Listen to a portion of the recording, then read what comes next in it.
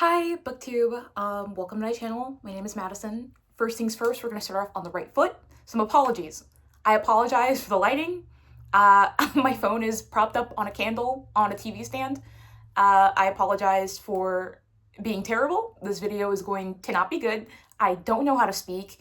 My takes are kind of trash, and I kind of just rolled out of bed 5 minutes ago and said, you know what? Let's start this YouTube channel. I was gonna wait till 2025, but no time like the present. I apologize for my glasses. I kind of hate them. You can't see my eyebrows without them. But, I truly can't see, so I do need to wear these, unfortunately. And I'm just sorry for everything. Also, whenever I go to edit this video, I've never edited anything before. I'm gonna try my hardest. Yeah. I'm sorry, I don't know what I'm doing. I don't know how to edit. Sorry for the lie. And I like to read, obviously. That's why I'm starting this channel. I'm sure the people who are watching this also like to read, so can we please be friends, and can you please not make fun of me, because I will start crying. I'm extremely sensitive. I'm sorry for my camera going in and out of focus. This is so embarrassing. So why am I here? I looked up an AI generated list of booktube newbie questions that I guess are frequently asked. I don't watch a ton of booktube, to be honest. I kind of just wanted to make this video and start this channel because I like to hear myself talk, and I have kind of outrageous opinions and no one ever really agrees with me. So I want to see if it's truly, am I really the outlier, or are just the people in my life, are they psychopaths? Why did I start this channel? I like reading and I want to read more. I read 27 books this year. Definitely could have read more. I'm not a fast reader, but I am very voracious. I'm the kind of person where if I pick something up and I really like it, I won't put it down for hours. But my phone and my TV have kind of been messing with my attention span. So part of the hope for this channel is it'll be a passion project, something that I end up enjoying enough to be like, oh, hey, maybe I should not be on TikTok for 5 hours and maybe I should be reading instead. So that's kind of the hope with this channel. What's something unique that I can bring to BookTube? I don't know. I feel like I'm not super likable, so maybe people can get angry at me and think that my opinions are horrible, and maybe that's something that they're not used to. So I don't know. I don't know. What can I bring the book to? I'm awkward. I don't know. Hard question.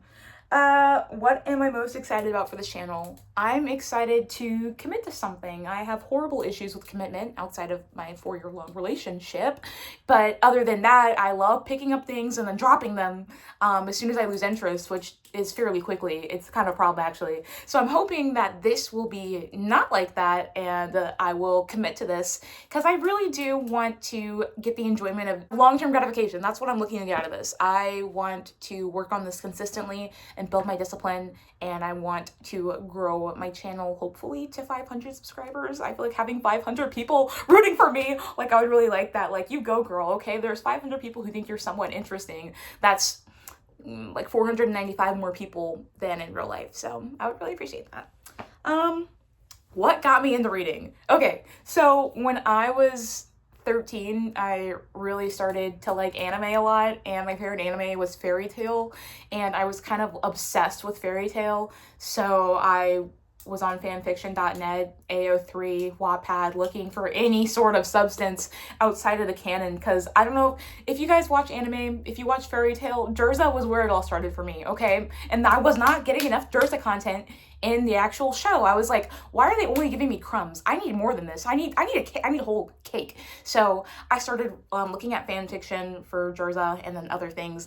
Once I started getting into more animes and other shows, oh my gosh, oh my goodness, don't even get me started on Doctor Who. I used to be a Doctor Who girl. Rose and the 10th Doctor. I used to love fan fiction. So but that's not what got me into reading, but I did read a lot of fan fiction and a lot of manga when I was younger. I used to love shoujo. So that's what truly got me into reading. I didn't get into reading books. I probably started reading books just last year when I was 19 going on 20. I'm 21 now, turning 22 soon. Not sad about it, but damn, life just goes by really fast. I just turned 21. I just started drinking. I haven't even had alcohol poisoning yet. But anyways, that's what got me into reading. And then as far as 2023 goes, because that's when I started reading adult books and YA books, I'm not sure. I think I was just kind of like, you know what? I should actually look up the first book that I read, because I don't know what it was. I want to say it was I want to say it was Book Lovers. I want to say it was Book Lovers. And maybe I started reading that because I think maybe Book Talk indoctrinated me into reading. I'm not sure. I'll have to look it up. And if I edit this video, I keep using those hyphens because I really am technologically illiterate and I don't really know what I'm doing at all, but who knows? What's the next question?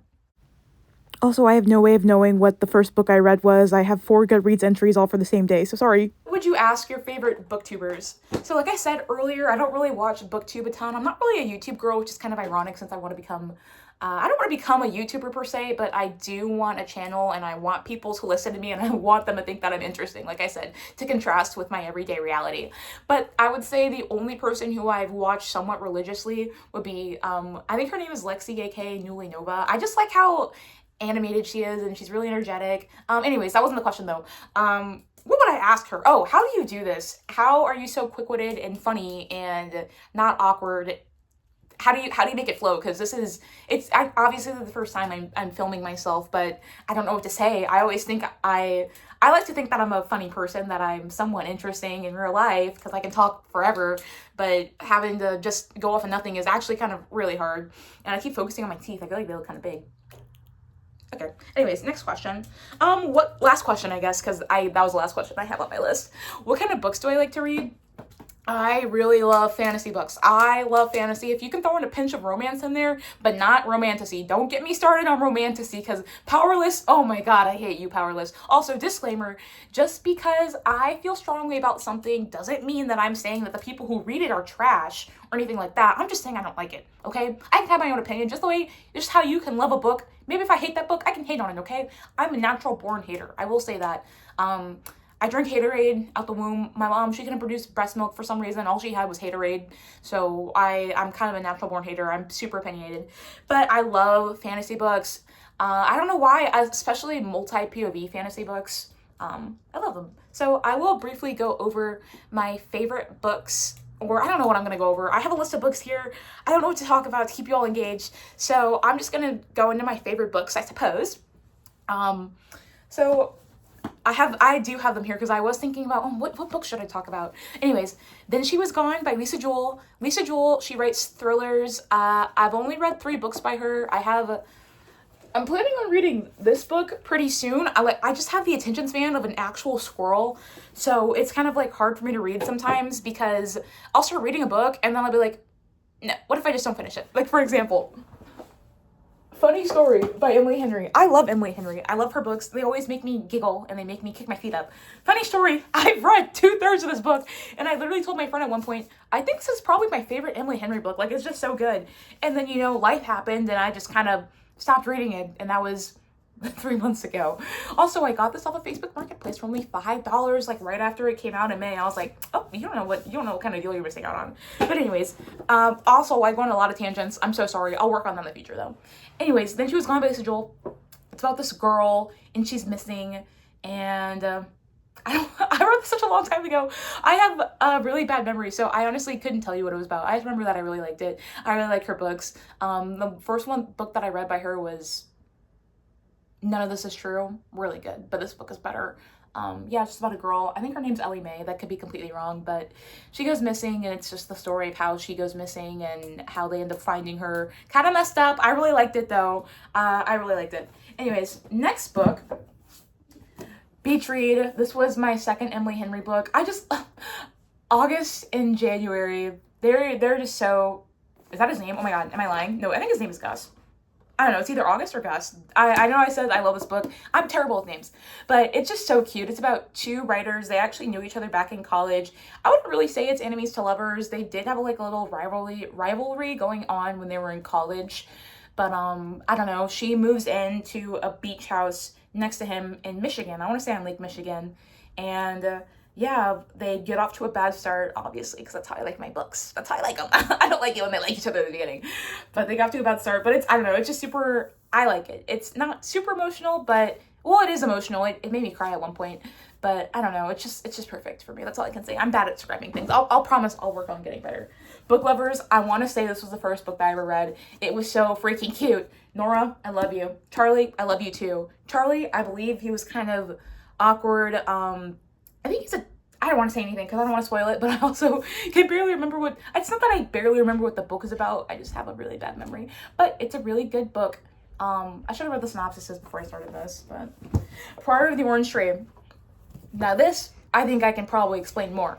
I love this book. This is, when I said that I liked fantasy earlier, this is what I'm talking about. This is the fantasy I'm talking about. Like, look at this map.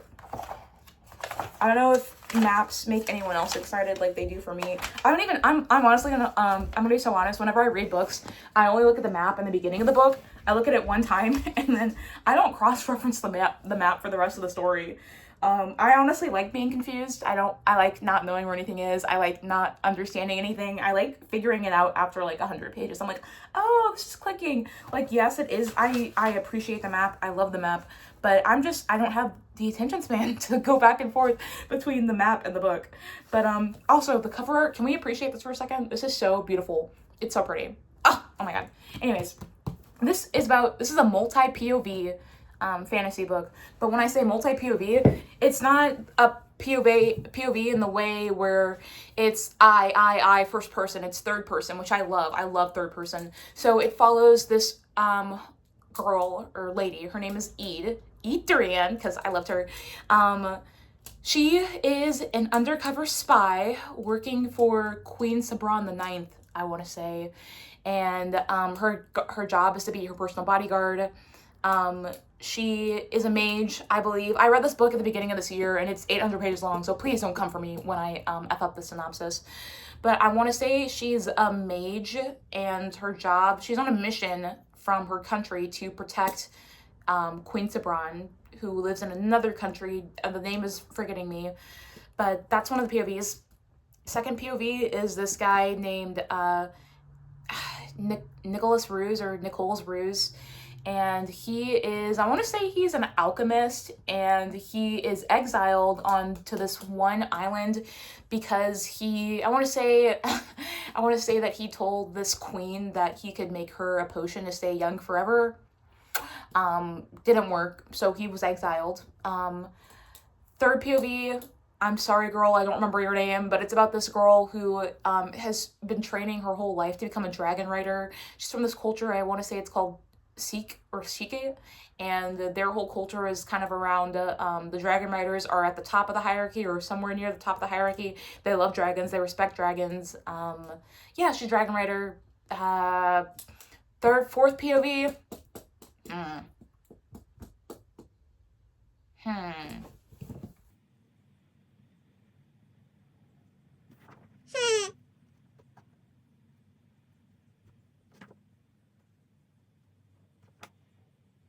I don't know, I'm horrible, but it's a really good book and you should read it. It's probably one of my top three favorite books. My favorite book that I read earlier this year was Six of Crows. I'm actually reading Crooked Kingdom right now. It's this second book of the duology. I read Six of Crows in April or May, and it's December, and I'm just reading Crooked Kingdom. And even at the time when I had first read Six of Crows, I was like, this is my favorite book. And so I have attention span issues when it comes to reading books, but Six of Crows, it's about a heist. It's kind of like Ocean's 11, but I guess it's not like Ocean's 11, but it kind of is. It follows 6 teenagers. It's a YA book. I kind of love YA. I love YA fantasy. It's about 6 teenagers, and they're basically pulling off this heist. And dare I say more, I also love books where I love the dynamics. The leader of the group, Cass Brecker, he's kind of broody. He's kind of mysterious. He's kind of a bitch. Honestly, like, he is kind of a B word, but I love moody B words. Especially if they're cranky, especially if they're crabby. I love grumpy. Then you have Inej, she's the Wraith. First of all, let me say I love Cat. Oh, actually, no, let me not say, because that might be a spoiler. I don't think it is, but I'm not gonna say it.